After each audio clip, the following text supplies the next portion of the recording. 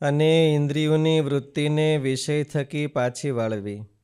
તેની વિગત જે જાણપણા રૂપે રહીને શબ્દાદિક વિષય સન્મુખ જાતી એવી જે ઇન્દ્રિયોની વૃત્તિ તેને આત્માને વિશે કે પરમાત્માને વિશે હોમા કરે તો વાસના માત્ર નાશ થઈ જાય છે. અને કર્મ, ભક્તિ અને જ્ઞાનના ભેદ છે. તેની વિગત છે કર્મયોગ તે પોતાના વર્ણાશ્રમને અનુસારે ઉદ્યમ કરે અને તેમાંથી દશોંદ વિશોંદ શ્રીજી મહારાજને અર્થે કાઢે તેને કહીએ. ત્યાગી થઈને નવધા ભક્તિ નિષ્કામપણે પ્રમાદ મૂકીને કર્યા કરે તેને ભક્તિયોગ કહીએ. ને સત્તારૂપ થઈને ગુણને ટાળતા થકા કૈવલ્યપણે ભક્તિ કરે તેને જ્ઞાનયોગ કહીએ. ઇન્દ્રિયોની વૃત્તિને વિષય થકી પાછી વાળવી અને જાણપણામાં રૂપ રહી અને શબ્દાદિકમાંથી પાછી વાળવી. સંતોષ માનવો, પાછી વાળવાનો અર્થ એવો છે. બહુ તૃષ્ણા ન રાખવી આ જગત અને સંતોષ માની અને વૃત્તિને પાછી વાળી અને ભગવાનમાં જોડવી. પાછી વૃત્તિ વાળવી એટલે એને શું અર્થ થાય? કેમ વળે? દોડી વળે, એની ઘોડે વળે, કેવી રીતે વળે?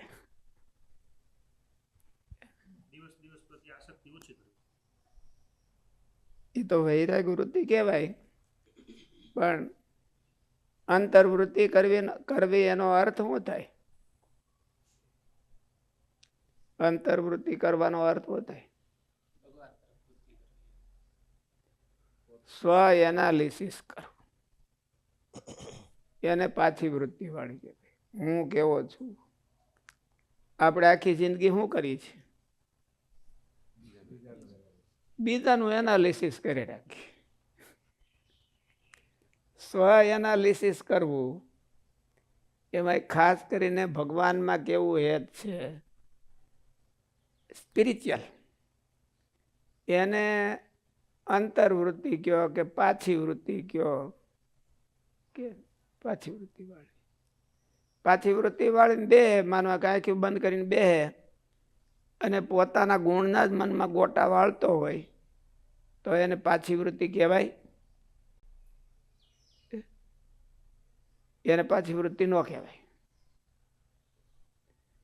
કદાચ ને ભગવાનની મૂર્તિ મહારાજે તો કીધું કે એને અંતર્વૃત્તિ કહેવી, પણ મહારાજે એના કરતા વધારે એ કીધું કે કંઈક પોતાનું એનાલિસિસ કરવું જોઈએ. મને ભગવાનમાં કેટલું હેત છે અને કેટલું નથી, મને જગતમાં કેટલું હેત છે અને કેટલું એમાંથી પરવાર્યો છું, એવું પોતાનું એનાલિસિસ કરવું એને પાછી વૃત્તિ કહેવાય.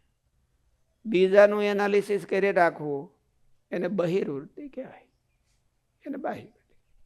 પછી ભલે ગમે એનું કરતા હોય, સારું કરતા હોય, એનો ગુણ લેતા હોય, ગુણ લેતા હોય ભાઈ હાલો ઋષિ સ્વામી બહુ સારું કરે છે, એનો ગુણ લીધો આપણે, તો બહિર્વૃત્તિ એ બાહ્ય વૃત્તિ કહેવાય, એને પાછી વૃત્તિ વાળી ન કહેવાય. ગુણ લીધો કહેવાય, એમાં કઈ વાંધો નહીં, સારું કહેવાય.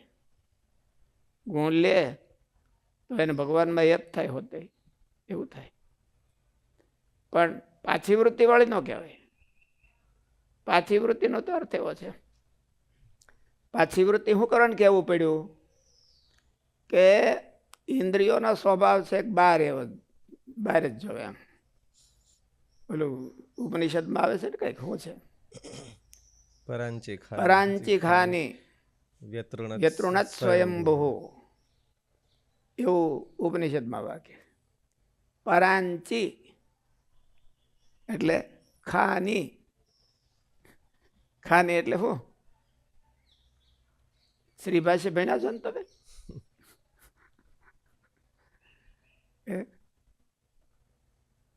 ખાની એટલે શું? ખાની ઇન્દ્રિયાણી. અને પરાંચી એટલે પરાન બાહ્યાન એવ અંચતી ઇતિ પરાંચી. અંચતી એટલે એને બહુ વખાણે. ઇન્દ્રિયોનો સ્વભાવ એવો છે કે બાહ્ય પદાર્થમાં જ એને બહુ રસ આવે છે, બીજામાં જ બહુ બીજાનું એનાલિસિસ કરવું એને બહુ ગમે છે, એટલે એને પરાંચી કીધા. ભગવાને ઉપનિષદોએ ભગવાનને ઠપકો દીધો કે ભગવાને એવું કરીને જીવની હિંસા કરી નાખી. વ્યતૃણત સ્વયંભૂ, એટલે જીવને હસોડો તોડી નાખ્યો. કારણ કે બિચારો આખી જિંદગી હું અનેક જન્મ સુધી બીજાનું એનાલિસિસ કરી રાખે, ઓલો ઓલો ઓલો ઓલો, અને કોઈ દિવસ નંતરાત્માન પરાંચી ખાની વ્યતૃણત સ્વયંભૂ બહિરેવ પશ્યંતી ન અંતરાત્માન. બહાર બહાર બહાર બધું જોયા કરે છે, પણ પોતાના જીવને ક્યારેય પણ જોતો નથી. મહારાજ વતનામૃતમાં હતું એવું કીધું કે આ જીવ છે એ રૂપને જુએ, કુરૂપને જુએ, પણ પોતે પોતાને જોતો નથી. પોતે પોતાને જોવો એટલે હું પોતાનું એનાલિસિસ કરું. જીવાત્મા છે એ તો કઈ દ્રષ્ટિગમ્ય તો છે નહીં, આંખે દેખાય એવો તો છે નહીં, તો પોતે પોતાને જોવો એટલે હું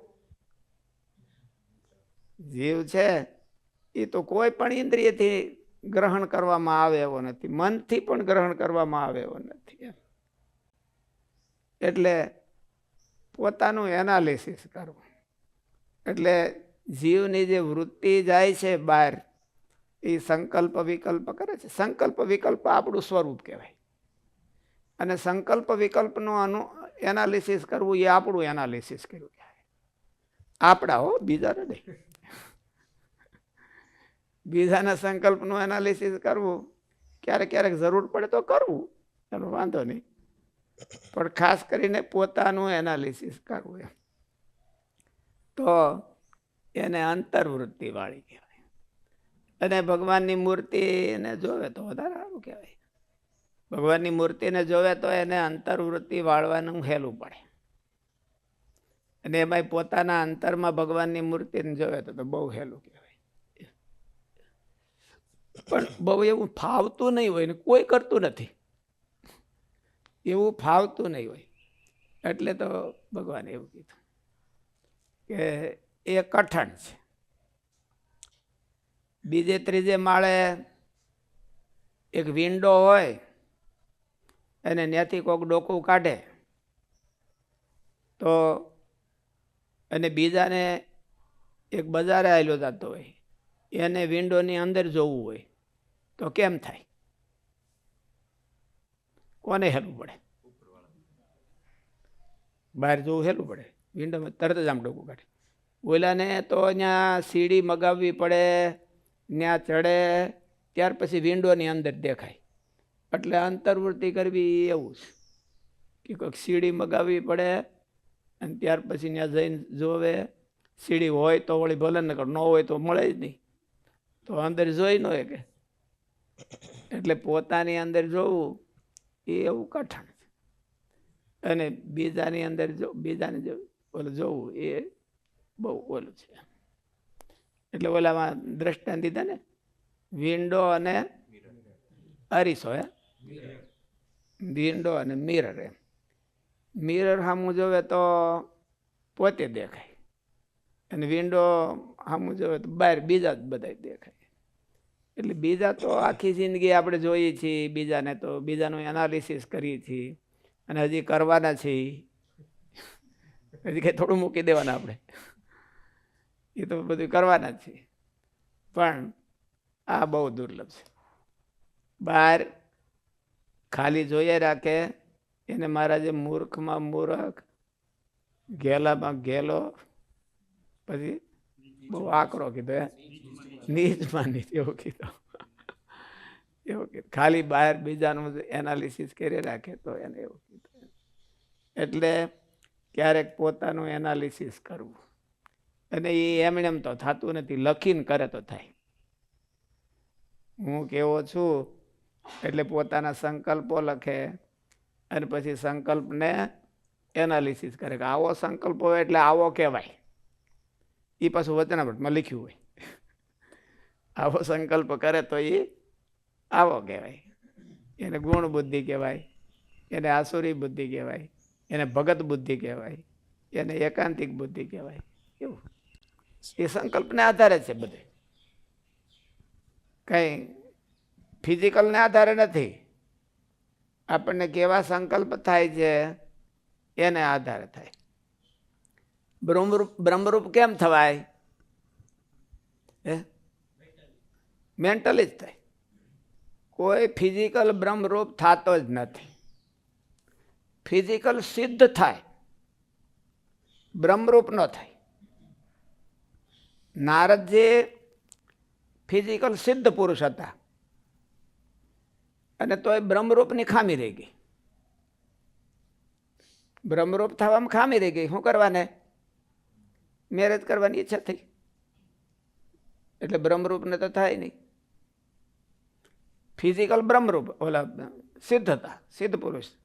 અહીંથી જાય ને સ્વર્ગમાં હોતે જાય, આને આ દેહે કરીને પાતાળ લોકમાં જાય, ઇન્દ્ર પાસે જઈ આવે, એને થોડીક ઉપદેશ આપી આવે, એવું બધું કરી આવે. કારણ કે એ સિદ્ધ પુરુષ હતા. સિદ્ધ પુરુષ થાય તો પણ ક્યારેક બ્રહ્મરૂપ ન થાય, અને માયિક શરીર હોય તો બ્રહ્મરૂપ થઈ જાય. એ કારણ કે બ્રહ્મરૂપ થવાય છે એ શેને થવાય છે? મેન્ટલી થવાય છે. એટલે મેન્ટલી થવાની પ્રોસિજર શું? આપણે મેન્ટલી થવું હોય, કોઈકને થવું છે બ્રહ્મ, લગભગ તો કોઈ ઈચ્છા ન કરે પણ થવું હોય તો એમ એની પ્રોસિજર શું? એનાલિસિસ. પોતાનું એનાલિસિસ કરવાનું. પોતાનું બ્રહ્મરૂપ થવું છે કે બીજાને જ કરવા છે? પોતાનું બ્રહ્મરૂપ થવું કે બીજાને જ કરવા છે? તમે શું ટાર્ગેટ રાખ્યો છે? ઓલું આપણે બ્રહ્મ વિદ્યામાં બીજા બધાને કરી દેવાના, બ્રહ્મરૂપ કરી દેવાના. સારા સંકલ્પો હોય, સારા સંકલ્પો તો ઇઝીલી લખાય. એમ કે નબળા જે સંકલ્પો એને કઈ રીતે લખવાને મેનેજ કઈ રીતે કરવા? હારા જાજા કરીને જગ્યા ન રહેવા દે નબળાની, એટલે હારા. બાકી એનો કંટ્રોલ કરવો એ તો નારદજીએ નથી કરી શક્યા, તો આપણે ક્યાંથી કરી શકીએ? નબળા લખવા કેમ કે નબળા જે સંકલ્પો છે એ કઈ રીતે લખવા? કોડવર્ડમાં લખવા. ભાઈ નામ લખવું હોય કે મને આના વિશે નબળો સંકલ્પ થયો, તો એનું નામ લખવું હોય તો ઊંધું નામ લખવું. સત્સંગ પ્રિય સ્વામી એમ તો મી સા એમ, સ્વામી એમ નહીં. આવો મને ઊંધો સંકલ્પ થયો. સ્વામી એમ નહીં, મી સા મી વાસી, મી વાસ એવું લખવું. એટલે કોઈને ખબર ન પડે કે આ શું લખ્યું. આ કાં તો કાને બુદ્ધું લાગે છે, આને ખબર નથી પડતી. કારણ કે વળી કોઈક જાણી જાય આપણે આઘા પાછા હોય ને તો આપણું એનાલિસિસ એ મને કરવા.